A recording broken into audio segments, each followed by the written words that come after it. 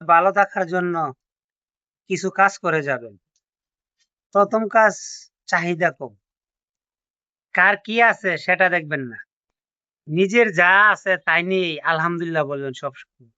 আল্লাহর শুকরিয়া আদায় করবেন। দামি কাপড় পরার চেষ্টা করবেন না, পরিষ্কার কাপড় পরার চেষ্টা করবেন, হোক সেটা পুরনো। ধৈর্য হারা হলে চলবে না, ধৈর্য সহকারে কাজ করতে হবে। হয়তো ব্যবসায় উন্নতি আসতেছেন না, কিন্তু ধৈর্য হারা হওয়া যাবে না।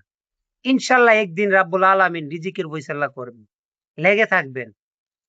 সোশ্যাল মিডিয়ায় কিভাবে লেখালেখি করলো আপনাকে নিয়ে সেগুলো কান দিবেন না। শুনেছেন, নিজেকে বলবেন আসলে আমি শুনি নাই। একদিন ওইসব বিষয় সমাধান হয়ে যাবে, কিন্তু আপনার বিরক্তিকর লেখাগুলো সমাধান হবে না।